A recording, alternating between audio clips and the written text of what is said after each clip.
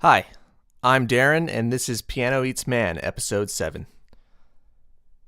Looks like I'm falling behind on everything these days. I might move to releasing Piano Eats Man on Mondays and giving up on the idea that I'm going to get it done over the weekend. So we might be shifting times, just be aware. Anyway, as far as this episode goes, I'm trying to keep this intro as short as I can because my talk with Jeff last week lasted about 45 minutes in total. It felt so much faster when we did it, but anyway, we both agreed that I should try to get it down to 20 minutes somehow. So keep in mind that this is edited at least a little bit, as little as I can do, but there are some cuts. Anyway, Jeff Barton is a drummer and producer from North Carolina who is being called upon more and more these days for studio work and is gaining quite a reputation as an incredibly solid groove-based drummer. Look out, everyone, as Piano Eats Jeff Barton.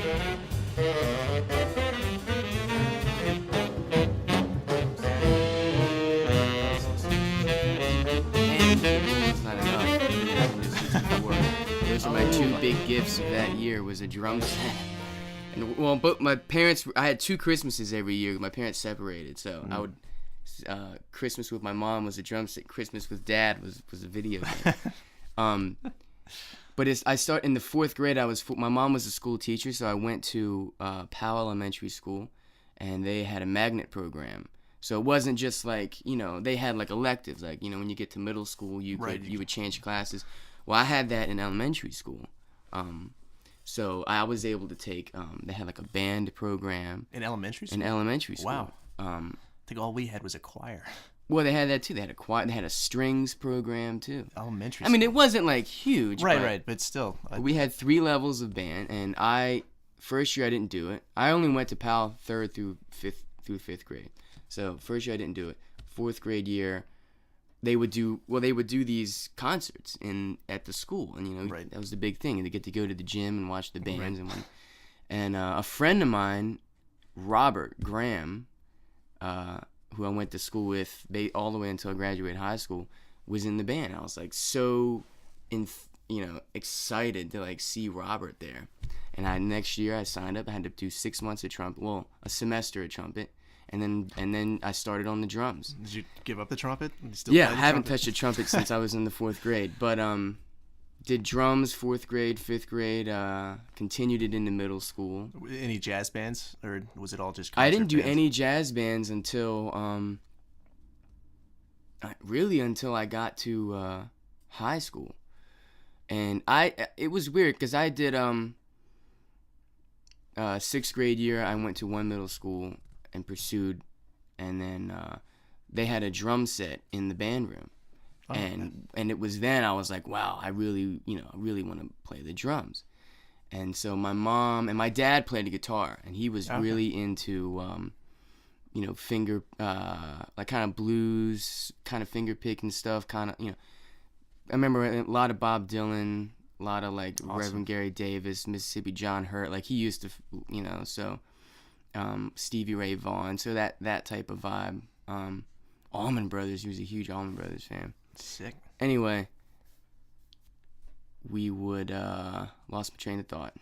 Band, drum set in the band room. Drum set in the band. So that's why I wanted to get a drum set. And so in high school there was a jazz program that you tried out for? Well, I show up to high school and I walk in. By the way, where is this in North Carolina? This is Raleigh, North Carolina. Okay. In the city, not right. Like we used to. I mean, downtown Raleigh, you could like throw a stick and hit downtown Raleigh from where I went to school. So, and that was the other thing too. Urbanized, very urbanized. Right. Not typical of North Carolina. Yeah. You get out in the boonies, it's a little different. But anyway, show up and I'm like, I walk in. The guy's name was Robert Hunter. He was an excellent band teacher. I'll go into that in a little bit. But I walked in and I said, and he's like, I'm trying out for percussion or whatever. And he's like, and I looked at him. I said, look, man, I just want to play drum set. Like I really, I just want to play drum set. So he said, try out for my, jazz improv class. and that was it. Like, I didn't even audition for the band. I didn't take band in high school. Really? I didn't take band until my senior year. I just played drum set in this jazz improv class. You know, yeah, that just reminds me, like, I went to Performing Arts High School in Las Vegas, but had I stayed at my home school, I would have had to taken band to be in jazz band, but also marching band. Yeah. So I would have had to done band and jazz and marching band before even doing jazz band, and I was like, no way. And I Yeah. went to the Performing Arts High School. I didn't do marching band. I didn't do anything. That's awesome. I mean, I did this jazz improv class, and I met a lot of good players. Wait, so did the jazz improv class perform, or was it just... Well, just a here's the class? thing. The jazz improv class was literally just like a bunch of guys sitting around. I mean, literally. And like Mr. Hunter would come in and be like, all right, boys, today we're going to learn Blue Bossa. And it would literally like, you know, I would sit there and I'd be like, ding, ding, ding, ding. And it would be like, and then it was literally just a bunch of people sitting in a circle. And then he would like, okay, you. And then some dude would take a saxophone solo. It's basically like going to a jam session at the Fat Cat. Right. So, I did that, and that year I met Rafik Bhatia, who is an amazing guitarist, and he's in the city now. Oh. And he's playing with a lot of good people. He went to Oberlin. Oh, cool. Do you play with them at all since he's Not moved in here? the city, but I after a while, that was the first year I met him, and then 2 years later I had the privilege of performing with him in I guess it was the first Rafik Bhatia collective, and that was, I mean, it's kind of an ongoing circle of good players that kind of come through and play with him, but I had the privilege of doing that with Jack Hill played bass. He's in the city now. Another Oberlin graduate, Chris Patashall, is amazing piano player. Are these all people you know from North Carolina? These are all North Carolina based guys that are all in the city now. Chris Patashall studied at Florida State with Marcus Roberts. I think he just got his master's from, man, he's gonna kill me. I can't remember. I don't want to say it because it could be completely wrong. But he's in the city now too. And another amazing saxophonist, Malin Horde, man. And that all came from meeting Rafik in jazz improv class freshman year. It's crazy how those connections sort of work out. And those guys, man, they taught me a ton. Like I could go on for days about. I mean, he had a residency at this club, and we played every week. Yeah, where do those guys play around in town? I see Rafik playing a lot down at like Cornelia Street Cafe. Oh, that's cool. He's playing. I know he's good friends with like Corey King, Kyle Wilson, knows him very well. Yeah, I mean, they play around a lot. You know, I don't go see him as much as I should anymore, but those guys were all good players, all North Carolina guys. Malin, basically that whole band is in the city right now. You should do a reunion concert. Yeah, you should. So you're in North Carolina. Why New York City? Why the new school? Well, that whole thing was, I'm in North Carolina. A friend of mine, Paul Wheeler. Do I know Paul? You probably know Paul. He's is he a trumpet player? No. Oh no, guitarist. Yeah. He Paul Wheeler went to Enloe with me. Paul went to Enloe, and let me backtrack for just 2 seconds. Please. Robert Hunter basically realized that he basically saw that there was another bass player named Corey Jones, who is still in North Carolina. I think he's getting his doctorate in mathematics. Oh wow. So me, Corey, and Paul, Rafik, I think, had already graduated by this point. This is my junior year. He literally took the three of us and gave us our own class where we sat around and just played for a whole third period for my whole junior year. That's awesome. So like guitar trio, drums, bass, and guitar. So did you guys rehearse material and write material? Or? Not really. We just, for us, we were just kind of trying to conquer the whole jazz thing, you know? It wasn't really like we had a lot of tutelage. Mr. Hunter was a good band teacher, but he and I respect him for it because he really didn't try to tell us anything. The best thing he did was he gave us the opportunity for us to just get together and play, and the rest we just kind of figured out by ourselves, you know, through the help of like older friends like Rafik and all the guys that we were hanging out with. And the rest was just kind of us sifting through stuff. So that being said, Paul went up to the new school. Rafik also went up came up to NYU for a year, and then he transferred out to Oberlin. And I think that might have been a reason why Paul wanted to come up to New York. And we also were playing with a trumpet player down there whose name was Paul Rogers, and he is in Philly now. He went to U Arts, I think, right? Philly. What's the name of that school? Philadelphia School of the Arts, I can't remember.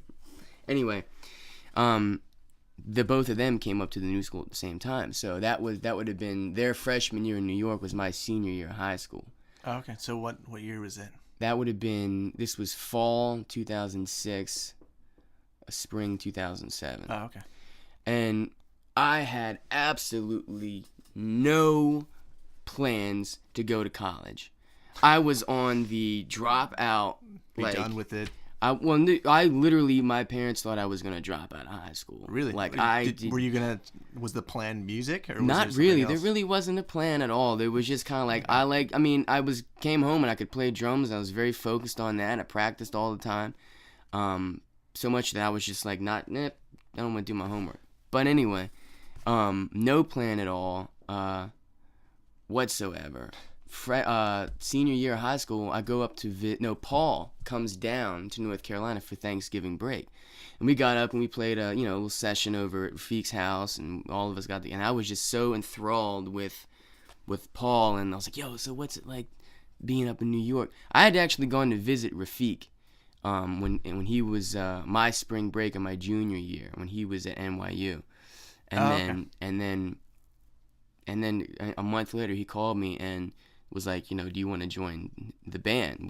So that whole summer of 2006, I was 17, and it was just like the most like crash course about like playing music, like good music with good players, and awesome. Like listening and really being and reaction to what's happening. And I mean, Jesus Christ, they were like, they were like, all right, this song's in like 11. I'm like, you kidding me? Like. The only thing I know is like a waltz and it had a swing, and they're like 11, and it was just like, you was like, boom, you got to learn this stuff. So did that kind of encourage you to look for a music school? No. Well, Paul visiting me. Right. Paul coming down, and he literally, the conversation went like, man, what's it like to be in New York, man? How is it? He's like, oh, it's cool, man, we're just hanging out. I'm like, wow, like that's amazing. He's like, dude, you should try out, man. You'll probably get in. Just give it a shot. And so I went home that night, and I looked up. Literally that night, I was on the new school website, and I was just like looking up, and I had a month to send in all my stuff. Wrote an essay. I was good friends. My high school was also a magnet school. And cool. So I was, able, and they also had an audio recording kind of wing or whatever. Right. And I was good friends with that guy. So he was able to, I pulled together a band, and we got like a full blown, like, we recorded in this nice little studio, and in a month sent everything off. And my mom was like tripping out. That must have been like a crazy transition. Yeah, she was just like, she's going from like, oh my God, my son's going to flip burgers for the rest of his life, to holy shit, he's like trying to go to college. And like, it was literally overnight. I woke up the next morning and we're sitting around. My stepdad was like, yo, what is it? Like, was this like the time that he like wanted to like move out into the shed? I once wanted to move out into the shed. And there was like 2 weeks of like, really being like, really wanting to move out to the shed. Like, what did you do last night? Yeah, like what? Like, did you like drop acid or something? And it took a while, but then they actually realized that that I was like very serious about this, and it all happened within a month. Literally, I sent in my, I was like due by January 6th, and I sent it in like right at the beginning of the year, 2007. So that's awesome. So now you've been in New York for like 5 years? Like, I mean, I started school in 2007.